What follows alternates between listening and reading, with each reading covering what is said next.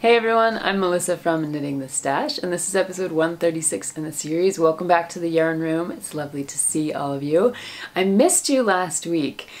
We had some busy times. Our heating system isn't working. That's what's going on. So our main heating system is completely on the fritz. Sometimes it works, sometimes it doesn't. Sometimes we can nurse it back to health. And then we're installing a new system. So yeah, it's cold here. It's about 28 degrees today.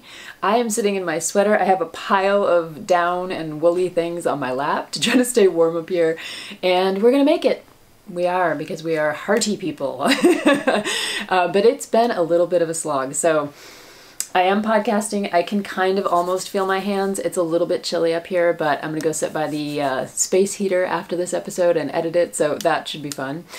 This is also the episode where I'm gonna try to do it all in one take. We're gonna see how that goes. There's usually a lot of editing and whatnot, but since we're so busy trying to get the heating system going, I'm just gonna try to get through this like it's a live stream. I'm not a live streamer, but we'll see how this goes. So welcome back to anyone who's coming back. It's great to see you here. Thanks so much for all the fun emails and the time we've spent over on the Ravelry thread and the Zoom on Saturdays. It's been really wonderful to catch up with you and stay in touch. And for those of you who are new, I gave you way too much information for the first 30 seconds. Sorry about that. Welcome to the podcast. This one is a podcast that's often about sweaters. I have 2 sweaters this week, and it is about design and modification and tips and tricks about knitting, things like that. But I do knit lots of other things besides sweaters, I promise. I keep saying that because I knit so many sweaters. Spencer was asking me, my husband was asking me how many sweaters today when we were on our walk in 28-degree weather. The thing about this is that when you go out and go for a walk in 28-degree weather and you come back to a house that's cold, it's a heck of a lot warmer than what's going on outside. Anyway, so he was asking how many sweaters I've knit. I said I think I'm up in the almost to 60 now. Yeah, I have to look back at the Ravelry page to figure that out, but yeah, for those of you who have been around a while, you know that's the main thing in it. So I have a couple of fun announcements about patterns. Then I've got a couple sweaters for you. I've got an update on the TV knitting cowl, or the media knitting cowl that we're doing. Yeah, and the giveaway winner. So all of that in this episode, which is, I think I'm calling it like 2 sweaters 1 week or something like that. We'll see how that goes. So if you're looking for me, you can find me just about everywhere as Knitting the Stash. Here, obviously on YouTube, over on Ravelry, on Instagram, and on the website, which is knittingthestash.com. And that's also where you can find classes, tutorial links, the yarn shop, the Flock Farm yarn shop, and Shorn IV is in stock. That is this year's special yarn clip that from Seven Sisters Farm in Illinois from Kathy that has been turned into yarn. So it is over in the shop now. We have patterns and kits and all kinds of wonderful things going along with that. So that's the exciting launch. And I will mention that all the patterns for Shorn IV. This is my Ziggy Hat, which is a simple, fun, kind of meandering mini cable texture fest. That is available as a pattern on Ravelry now and up on my website. And the other 2 beautiful patterns from indie designers are out as well. So this is Vincent's Cowl. You've seen this on here before. Vincent's Cowl is by Kendra Castillo, and it is out on Ravelry too, so you can just pick up the pattern for this beautiful cowl if you want to, or you can get a kit over on the knittingthestash.com website. And then Mary Rawick's beautiful Hollyhock wrap is also available now as its own pattern up on Ravelry. So I hope you'll go and support those designers as you already have with the Shorn kits. All the proceeds from the Shorn kits go directly to the designers too. So either way, you're supporting the designers. But check out their patterns on Ravelry because you can get them now. And you can just pick them up. I think these are both $5 patterns. The Ziggy Hat is also a $5 pattern. So, you know, outfit yourself for winter with awesome patterns for like wraps and cowls and hats, and you will be a happy camper. Yeah. I actually today on the frozen walk broke out something that I had knit at the end of spring this past spring. I always knit things in the spring in hopes that I'll wear them in the winter. So like that was my my Isabel Kramer sweater, the Nastrin. I knit that one as a spring sweater, and then I ended up wearing it all last fall and this fall. So this is Culcullus, and this is by, let me make sure I get the name of the designer right. This is by Mona Nicleoid. So this is one of these kind of balaclava hoodie kind of things. I've seen a lot of these patterns coming out on Ravelry lately. Not quite like this one, a little bit more, the ones that I've seen lately have been a little bit more delicate looking, if that makes sense. Like this is a very utilitarian, I like this. It's thick, it's warm, it covers a lot of territory when I'm outside. And this was its first run, was today. So I pulled this on, and it has a nice long neck, so I could tuck it completely under my coat. And you can see in the design, it's double thick in the cowl portion, right? And then single thick down here. So the part that you're actually tucking into your coat isn't like super thick, it's just kind of lightweight, but then you have this double thick fabric going on all around your face, and in the hood, this is all doubled. And it's been tacked down, so I can't quite pull it out to show you. Part of it I can pull out. So you can see it's knit double, like it has a liner on it. And then it has this beautiful finishing work around the edge. And that's where you put in your cool little cinchy ties, so you can cinch up the face part if it's really cold outside. So I knit mine up in some yarn from the Flock Farm Yarn Shop, and a few of you, when I was doing this back in the spring, a few of you decided to join me, and you bought the same yarn from the Flock Farm Yarn Shop that I used for this, and I'll put the links down in the show notes in the description down there if you're interested. It just took, I think, I'm trying to remember. I think it took 1.5 skeins of yarn or 2 skeins of yarn to do the full hood and the liner. And you can do them in all kinds of different colors. I call this my little scuba gear, because when I do put it on, it looks like I'm wearing a scuba helmet. But I love these colors. The blues are really beautiful. And for us right now, it's hunting season. Today's the first day of hunting season out there, gun hunting season. In the US, I don't know if that's the same over in Europe, if you have like a gun hunting season. You must, but I don't know much about that. In the US, we have a gun hunting season that comes after bow season and muzzle season, and anyway. So today was hunting season, and so I know I should be wearing blaze orange out there, and I did have my orange hat on underneath this, but I felt like this was a fairly unnatural color to be wearing out on the roads. So, and Spencer did have his big bright yellow jacket on, and the dogs had their, you know, vests on that were, I think they're orange. So everybody was very visible, don't worry. But I do feel like this is a very unnatural color to be wearing out.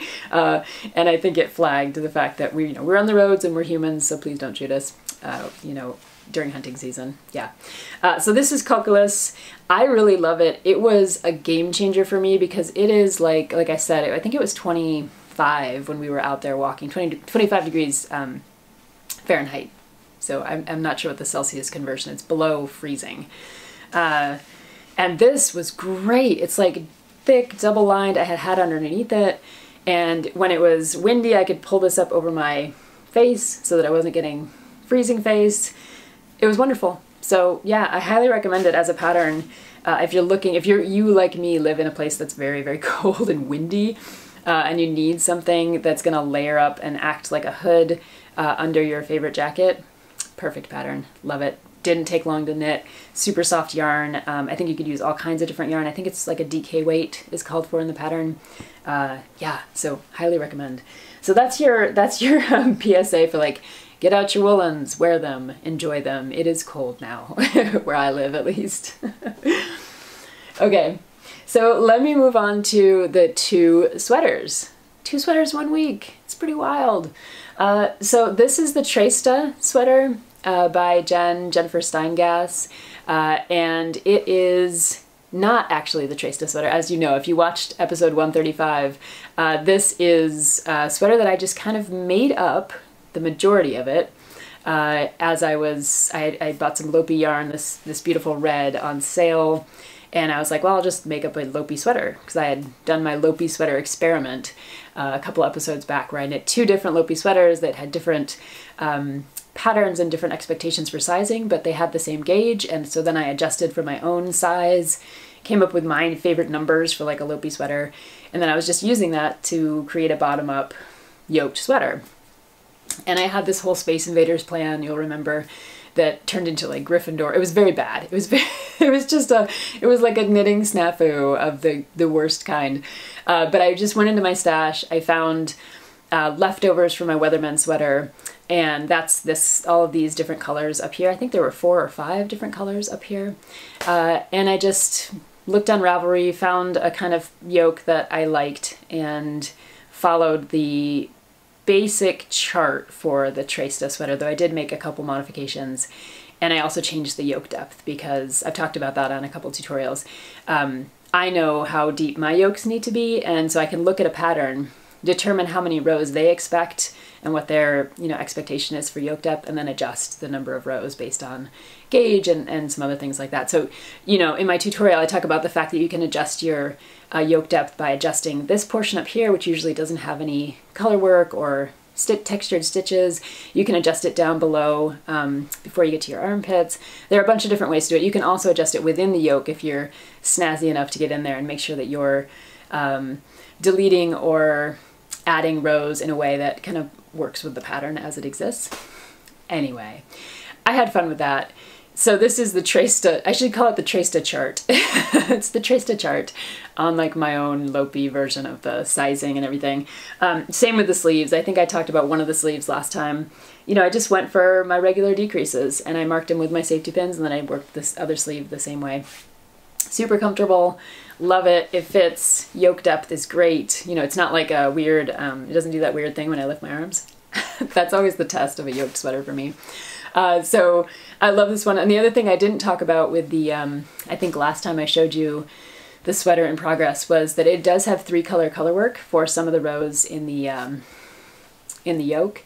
So it was a good practice, a good reminder to me of how to do 3-color color work. And the last time I had done that, I was working on a few Lincoln Newman patterns, and Lincoln Newman has some beautiful yokes and beautiful color work. I made her Hopi sweater, which I gifted to Jean, and Jean was wearing it to work, I think, in the cold last winter and hopefully this winter. But it also had 3-color color work. And then Tink, my dog's dog sweater, is her Alasuk pattern chart, and it also had 3-color color work. So yeah, my dog has a sweater with 3-color color work. I feel like that should be like some kind of special Instagram post or something. Yeah. So 3-color color work is fun. There are a couple tricks to it in making sure that, you're keeping your, running yarn underneath the other yarns and things like that. But it works pretty well. And I work 2-color color work with, 1 in each hand. With 3-color, I do drop 1 and pick it up when I'm using it. So I don't carry that 3rd color or 4th color in either hand. I just let it kind of sit there and use it when I need it. And I've always found that the tension works out pretty well. It's not really an issue. I think if you were using many, many more colors, maybe it would become an issue. And capturing the floats gets a little bit tricky because when you're using just 2 colors, you can really very easily just catch one, as you're going around every 4 or 5 stitches. With the 3-color color work, you have to make sure that you're like also bringing that 3rd color along, especially if it doesn't get used very often. And you're not only bringing that color along, but you're still bringing along one of the other 2 colors. Anyway, if you haven't tried 3-color color work, I would totally recommend it. It's just a fun way to kind of expand your repertoire and gives you access to patterns like this that have a lot of this diamond shaping, where you are going to end up with rows with 3 colors being worked rather than just 2. I think it's worth it. Now, I did see at one point a funny, I think it was either YouTube or Instagram or something, I wish I could remember where it was, where someone was talking about doing like 10-color color work, and they were actually using their feet. It was amazing to see, and if I ever find that video again, I think it was a video, I will let you know, because I was just like, holy cow, that is someone using their feet for knitting, because they were using their toes to basically, keep the yarn separated. Yeah. Wild times. Anyway, 3-color, you don't need to use your toes. So this is Treysta by Jen Steingass, and I've never made a Jen Steingass pattern before. I actually did try one of her sweaters early on, and I didn't like the way the body fit, so I'm kind of glad that I just went with my own design and measurements for the main body of the sweater and just used her chart. I think her charts are gorgeous. I think I have a lot of them favorited in my Ravelry thing, but this is my first time actually doing one of her charts, and I do recommend them. They're great, good patterns. Okay, the second sweater. The second sweater is also a Franken sweater. Is that what we're calling them these days? I don't even know anymore. So this is a sweater that I talk about in my Inspired by Design creative modification class. And it's a sweater that I've had fun with before because I did a version of this that's a beautiful kind of royal blue, and it has this kind of expansive, like flowing kind of front to it. I'll put a picture in here. So I wanted to make a version of it that was much more like sedate and just kind of like a normal, you know, jacket sweater. So this is Georgetown. The main body is Georgetown by Hannah Fettig. And Georgetown, if you're not familiar with it, it's a pattern that came out a while ago. And it is a very simple, folded, large collar kind of cardigan. And the minute I saw it, I was like, it's beautiful, I love it, but I don't necessarily want the folded, you know, like that just, I wanted to do something different. And I feel like that's a pattern, this is something I talk about in the creative modification class. That's a pattern that is kind of perfect for creative modification because it provides a basic shell that you start with. So you start by, ignore the cool cable thing here, that's not part of the pattern. You start with this shell, which is just the, you know, this front panel here, the front panel over there, and then this back panel. And she gives you two ways to do it. You can do it top down, bottom up, you know, either way, to create this shell. So it's almost like a vest, like a cardigan vest to begin with. And then from there, you can do all kinds of things with it because all you need to do is either attach, you know, a different kind of collar vertically or pick up stitches and add your own collar, whatever you want to do. So for me, I wanted to experiment with some of the patterns that I saw in the Nora Gone book. So I'll try to bring this a little closer to the camera for you. And I think, yeah, you can see it there. So this is one of her Nora Gone's cable patterns that I expanded into, you know, making an actual vertical band for the collar of this sweater. So I knit this vertically and then attached it, seamed it together with the vest kind of portion of Georgetown. And I think you'll be able to see around the back. I also worked this in two parts. So both of them were worked vertically, and then I seamed them together at the top, and I'm seeing if I can point to the right place. Seam them grafted to get them together in pattern up here. So that the effect is that the pattern of the collar goes all the way up and around the back of the neck. I think you can see that here, right? It sits all the way at the back of the neck. I like warm necks, as you can tell from my Culcullus wearing. I like to have a warm neck. And yeah, so I vertically seamed that on. And then the sleeves, this was for the class. It was just meant to be kind of a hiking vest. I like the look of that. But I was thinking to myself, why not add sleeves to it? I've got some time, I had some extra yarn, and I just decided to add some sleeves. So I picked up my stitches all around the armhole, and you know, I like a good armpit. It's a good armpit, no holes. It's just, yeah, good armpit. So I picked up those stitches and I worked my short row sleeve cap here. And basically, I have a tutorial up about that as well. You basically work around and kind of create the fabric going in this direction until you have a cap. And then you just start knitting down and doing your decreases. So I just did that on each side. And I quite like the look of this as, it looks, when I wear it, it looks just like a really finished jacket. So I'm thinking, you know, for teaching and for work and things like that, it's a perfect, very classic kind of piece for the closet, for the wardrobe. You know, it's something that I'll wear over and over again. You could put a lot of different things underneath it, just a plain black turtleneck or even just a plain black, you know, like crew neck underneath it would be like really good. And I think the nice thing about this kind of designing is that you know, you can create something that's like a statement piece, that's like a one-of-a-kind, bespoke kind of item, but at the same time, you're kind of building on the ideas of the designers who have come up with the basic shell pattern. So I like patterns like that. And if you're interested in learning more about my thought process in using patterns and finding good patterns that are good for modifications, if you really want to start designing your own things, you know, adding different kinds of cables or color work or things like that to a pattern, then yeah, my creative modification class is the place to go. And you can find out about that over on knittingthestash.com. It's a video class where we go through, you know, the shell patterns and how to modify them and all that kind of stuff. So yeah, the sleeves only took me maybe like, I don't know, 4 or 5 days to knit. And again, I just used my, you know, my little formula for decreasing to try to get down from this number of stitches at the top to this number of stitches at the bottom. I don't go for a lot of that fancy decreasing stuff that I used to think a lot about and worry about when I was a new knitter, you know, with differential rates and, you know, all kinds of different things that designers, at least when I started knitting in 2012, designers seem to be really into that kind of like differential rates of decrease depending on the sizing. And I think that can be really useful if you're grading a pattern with lots of different sizes and you're trying to get from some very different stitch counts to some other different stitch counts depending on what's going on. But for myself, just when I, you know, make a sweater up, I just know that I tend to like to be pretty even in my decreases. So I think for this sweater, I feel like it was every 8 or 9 rows I decreased. It's usually about every inch, inch and a half, you know, you do the decrease depending on how big you want your cuffs at the bottom. And I think for this one, I think I decreased every 11 rounds because it was a slightly different stitch count and, you know, whatever.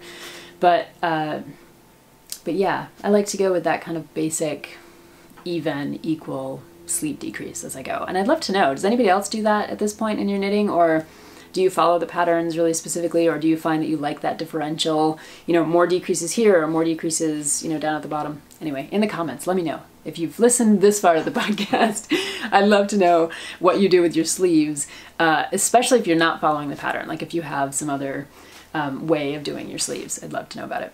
So I didn't quite make it in one take as promised. It wasn't a full live episode. I had to rearrange a few things just to do this next segment. So before we talk briefly about the TV knitting cowl, I just want to give you an update on what I'm knitting next in case you are also knitting from the new Amirasu magazine. Love Amirasu. I've tried to get some of their back issues. I think they're actually having a Black Friday sale where you can get back issues of their publications. Highly recommend. They're just a beautiful magazine. They do wonderful editorial work. I just love their patterns, their ideas. It's like really just very inspiring. And I've knit a bunch of sweaters from their magazines. I think this will be my 3rd or 4th at this point. I really just love them. So the new sweater I'm gonna knit, now that I've finished 2 sweaters in 1 week, is the Cuenca? I'm not sure exactly how to pronounce it, but it is one of the new patterns in this issue of Amirasu magazine, and it is by Paula Periera, and I can't remember if I've knit anything by her before. I feel like I have, but it's this gorgeous yoked top that has tons of texture, but just in this band. You know, it seems like a very nice slim band. There's a lot of open stockinette up here, and it's just a very focused kind of texture in the actual sweater. So I decided, and this is something that I hope my Zoom group will appreciate, I decided to knit my sweater out of Shorn IV. So Shorn IV is the yarn, like I said, that I produced with Kathy Capel's fleece, and it is this beautiful squishy soft gray. It's the same yarn that I used for the Ziggy Hat and the Hollyhock wrap and Vincent's Cowl. So it is a 3-ply DK weight yarn, really super soft, and it takes cables really well. So if you'll remember, I'll pull it out here. If you'll remember the Hollyhock wrap, I think I've showed this on a few episodes now, the Hollyhock wrap that Mary designed, this is knit up and shorn, and you can see how well those cables pop. I mean, that is perfect for texture because the background purl stitches just lay very flat. Whoops, losing my magazine and my yarn. Okay, So the background stitches lay very flat, and then the cables just absolutely pop on the surface. So it's the perfect yarn for doing things with texture, and that is exactly what this pattern calls for. So I'm just now getting to the charts, basically, and I can kind of hold it up to show you. This is the way that it's looking so far, and you can see just barely that some of the first cables are going in right around this portion of the sweater. Now I did all my maths, and the yarn that's called for I think is a Quinson company. I did all my math, and for the size that I'm hoping to go for, I have the right number of stitches cast on and the right number of stitches for the break with the sleeve, separating the sleeves from the body. It just looks a little small to me. So I am gonna keep going with it, and if I need to, I suppose I could add a couple I think there are a couple more increase rows after the cable-y section. So I'm just gonna roll with it. I did the math, and like I said, Shorn is giving me a different gauge than what's called for in the pattern. And for those of you who have been watching the podcast for a while, you know that is not a deterrent at all. I'm off by about 2 stitches. I think the gauge in the pattern is 18 stitches for 4 inches, and I think I'm rocking about 20 stitches for 4 inches. So I just went up 2 sizes in the pattern, because when I did my measurements for my own body, figured out the stitch count that I would need in my gauge, that put me up 2 sizes basically. So yeah, I'm just gonna roll with it. We'll see how it goes. I'm really excited to be using Shorn for this sweater. I can already see that the cables are starting to pop just a little bit, and in the ways that they're puckering the fabric up. So I'm pretty darn excited about it. So we'll see how it goes. Yeah, that's what's on my needles. And I've been watching, of course, some media, some TV movies, and finding beautiful sweaters everywhere I look. This is for our media/TV knitting cowl. So this year a lot of us are working on knitting things that we see in TV movies, things we've seen in... There was somebody who wanted to work on sweaters from books, which sounded really interesting to me. So I was like, okay, that sounds great. If it's inspired by a book, you know, maybe it's an Anne of Green Gables thing or something. I don't know. So it's a media cowl, and I've been finding sweaters everywhere. I was watching, I'm watching the back catalog of Ally McBeal right now, and one of the sweaters that she had on was gorgeous. I was like, oh, that's a perfect pattern for the TV knitting cowl. You all know I have my, what was it, Miley Cyrus sweater from one of her movies that I'm still thinking about doing, and I saw a sweater that Adam Han of the 1975 was wearing there was some photo of him, and it's this beautiful cabled sweater that has kind of like a little bit of a V-neck to it, so I quickly snapped a screenshot of that. I thought, that's a really cool men's sweater. Tons of inspiration and ideas out there, especially if you're interested in getting in on this TV knitting cowl or media knitting cowl with us. We have a Ravelry thread going, and yeah, we're just having some fun. People are posting all kinds of photos, inspiration over there, so if you are at a loss for what you might knit, check out your favorite TV show, but you can also check out the Ravelry thread and find out what other people are knitting. There are a bunch of books out, you know, the Outlander books, there's a Mr. Rogers books, there's a Knitflix book, I think it's what it's called.